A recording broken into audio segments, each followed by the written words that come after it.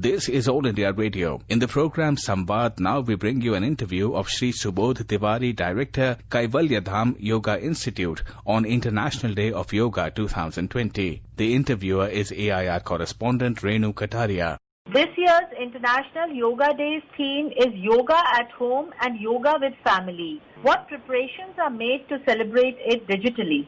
The theme this year is yoga at home and with family, rightly so, because we all find ourselves at home with the family.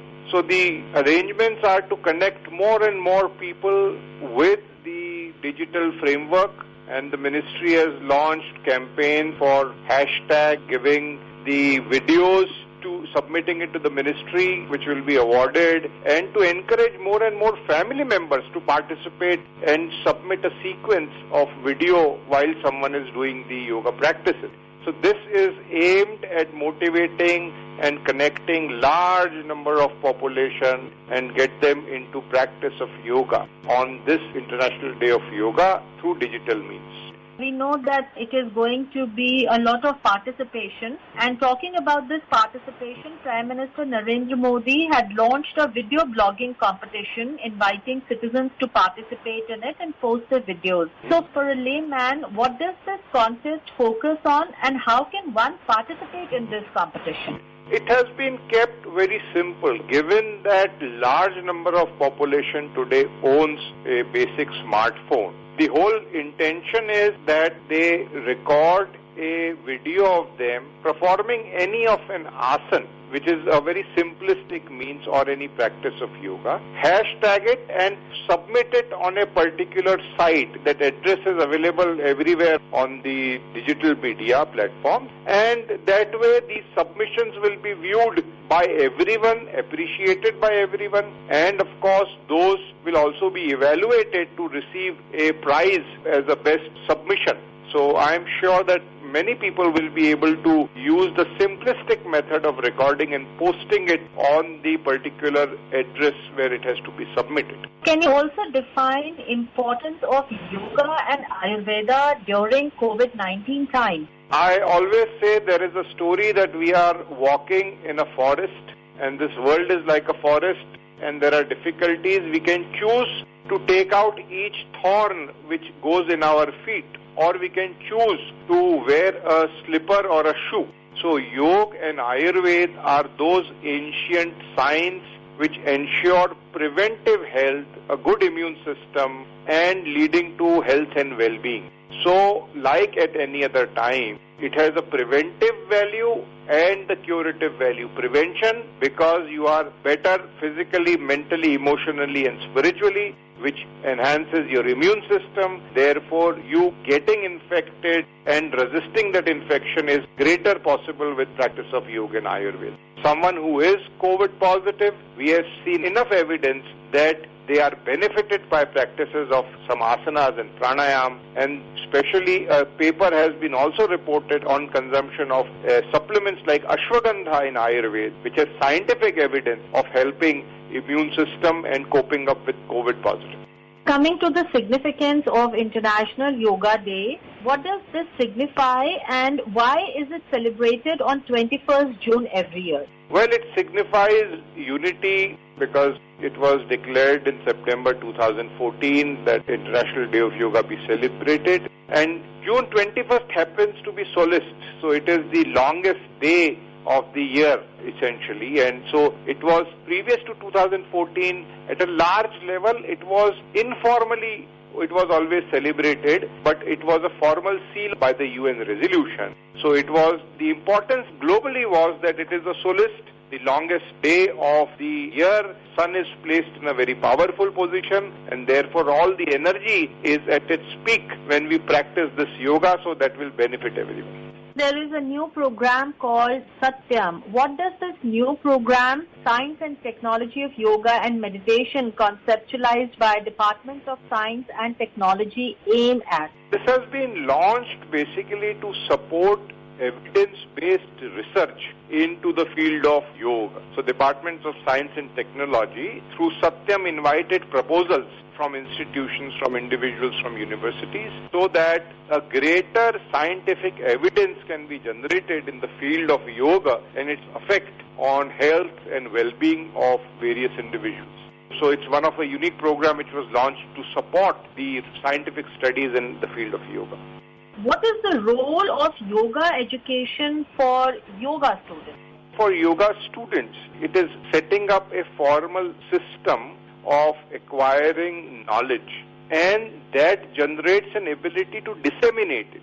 You might be a yoga practitioner, but getting a formal education in terms of yoga helps you to be able to impart it for more and more people. So you become a catalyst to take the message of yoga to the whole world, to the whole fraternity. So sadhak is the first step. You are interested, you acquire education in yoga, that helps you to go further. And of course there are various levels of education which can be achieved as far as any yoga practitioner becoming a student and becoming a professional to impart various kinds of education in yoga. How does the immune system of a human body work, and how is it designed to fight off any invasion by practicing yoga? One has to refer to the various studies which have happened, but a very simple example is that when our immune system has various aspects, so there are immunoglobulins, there are these biochemical reactions in the body which will engulf the invaders and trying to fight it off.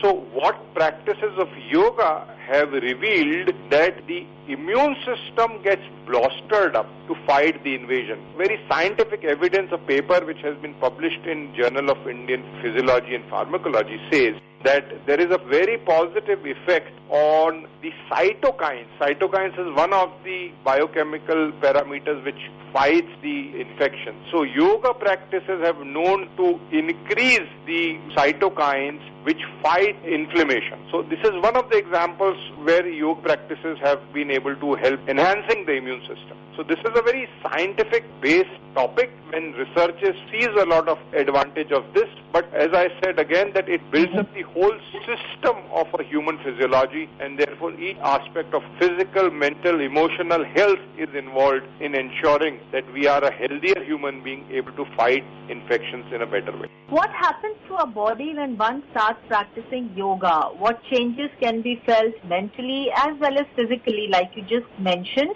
and the significance of yoga in modern life?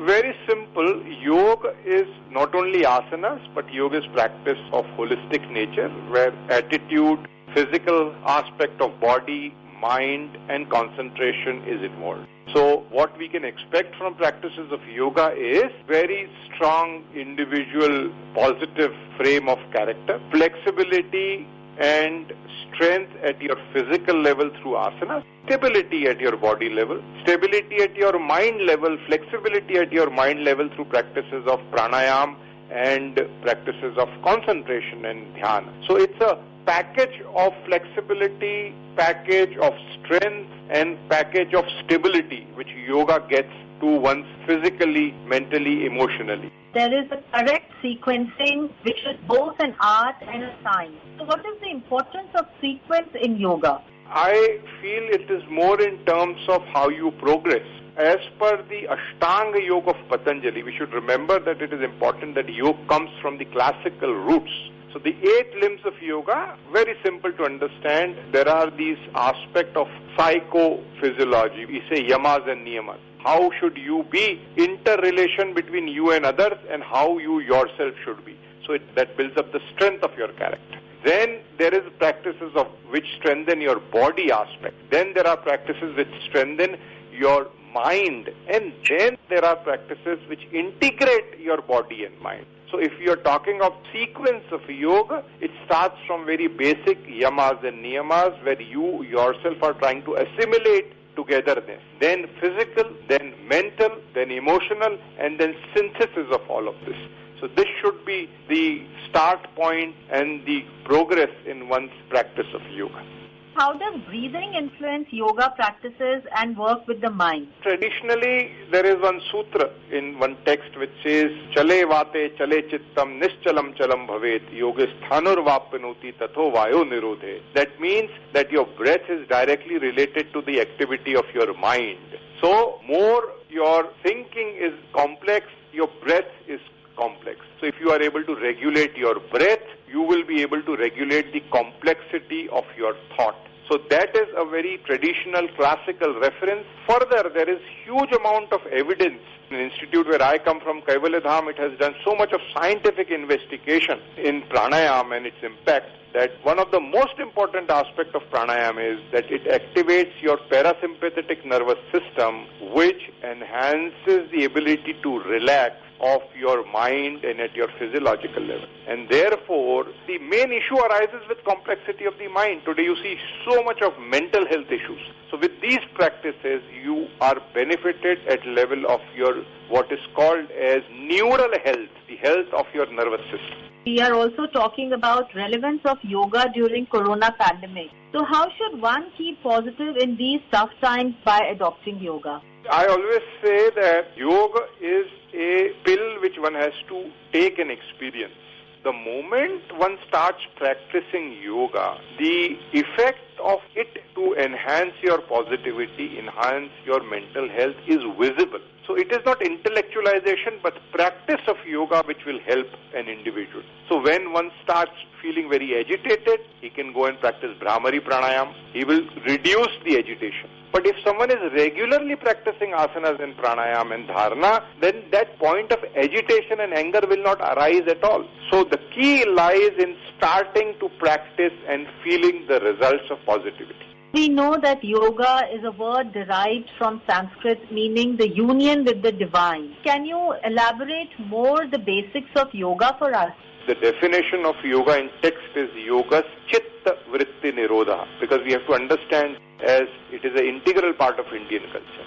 It is to do with the harmony at level of your chitta. Chitta means the most subtle part of human being understanding as mind. So that is the importance of a yoga, and yoga is for your physical, mental, emotional, social and spiritual well-being. So there are these 5 dimensions of yoga and the 8 limbs we want to understand yoga. Yam, Niyam, Asan, Pranayam, Pratyahar, Dharana, Dhyan, Samadhi. They ensure that you are good at your physical, mental, emotional, social and spiritual level. So these are the dimensions which we should remember. For a beginner, what do you suggest? How should one start practicing yoga? For a beginner, I would simply say that study some aspect of yoga so you understand the philosophy, and simultaneously start with very simple practices of asanas and pranayam. That's it. Just practice some postures, practice some breathing, and you will be initiated. And slowly, as soon as you start liking it, you can go higher or stay where you are during the practices.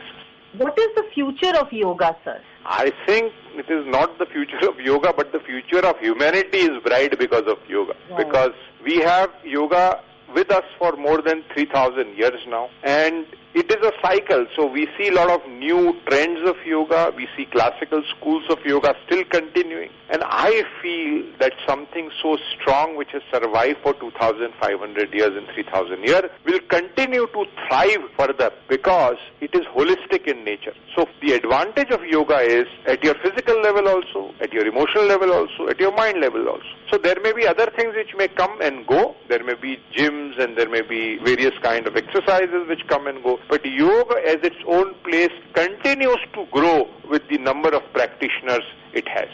So yoga strongly influences one's own integrity and character. You cannot change the society or a nation or a globe until you change that individual who is the basic fundamental atom in the whole scheme of things. So yoga has capability of transforming an individual, and transforming of that individual will impact transformation in a society. And yoga is completely capable of doing that because yoga is science of living. Thank you so much. You were listening to an interview of Sri Subodh Tiwari, Director, Kaivalya Dham Yoga Institute on International Day of Yoga 2020. This program was produced and presented by the News Services Division of All India Radio. You can listen to it on our mobile app, News on AIR. This program is also available on our website, newsonair.com. You may email your opinion about this program at airnsdtalks@gmail.com.